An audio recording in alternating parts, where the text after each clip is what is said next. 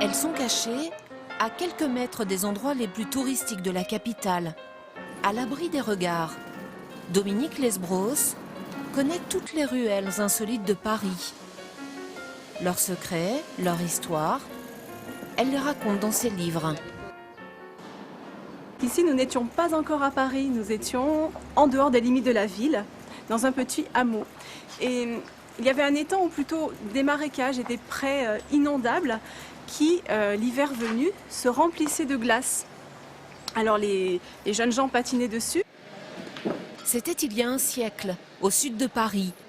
Les ouvriers vivaient à la périphérie de la ville, dans de petites maisons. Un lotissement baptisé aujourd'hui la Cité Florale. Chaque allée porte un nom de fleur. Les fleurs se retrouvent non seulement dans les noms de rue, dans les pots, et aussi dans les ferronneries qui ornent les portes. Là, on voit une sorte de feuille de platane. Plus loin, ce sont des roses. Il faut regarder chaque détail qui évoque le côté bucolique du lieu. Ça va, ma belle? Ici, on vit comme dans un village. Je peux te laisser mes plantes? Bien sûr, regarde, j'ai de la place là-bas. Je t'apporte mon basilic et ma sarriette. Ça te va? Rares sont les touristes qui s'égarent dans ce Paris méconnu. Direction le nord, Montmartre, une demi-heure de métro. Tout à côté du Sacré-Cœur et de la foule, un passage privé, secret et inquiétant. Dans cette maison de style directoire habitait une femme seule mais un peu bizarre. Les enfants du coin en avaient peur, un peu bizarre, un peu folle, et on l'a surnommée la sorcière. D'où le nom du passage, le passage de la sorcière. La maison maintenant est celle d'Oscar Comté. Il y a vécu enfant avant de transformer le lieu en une pension de famille de luxe. Beaucoup de gens se perdent avant d'arriver ici, mais ça se mérite.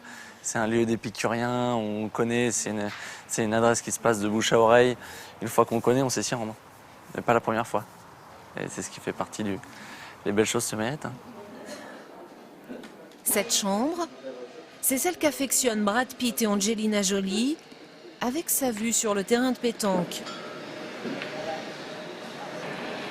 Tous les jours, une vingtaine d'habitués s'y retrouvent.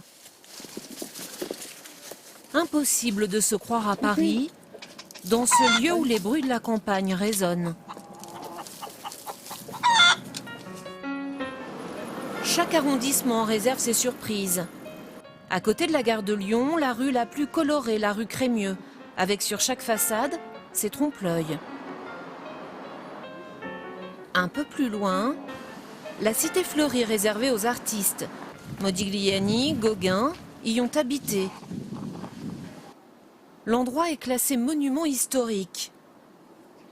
À Paris, il y a plus de 10 000 maisons abritées dans ces impasses et ces allées arborées. Elles existent parce qu'elles ont été édifiées sur des zones fragilisées par exemple la présence de carrières en dessous, ce qui faisait qu'on ne pouvait pas construire des immeubles lourds. Les promoteurs immobiliers ont bien tenté de s'emparer de la plupart de ces ruelles pour construire plus grand. En vain, les habitants se sont toujours battus pour préserver leur Paris secret et la relève est assurée. Et surtout, ce qui est bien dans notre maison, tout le monde dit « Oh, elle est trop jolie !» Et c'est la seule qui a les fenêtres arrondies. On s'est installé ici, tout calme, tranquille. Ouais, mais surtout... Et puis finalement, on est bien. Pour découvrir ces endroits insolites et peut-être croiser Héloïse, Capucine et Justine, il faut flâner et savoir se perdre.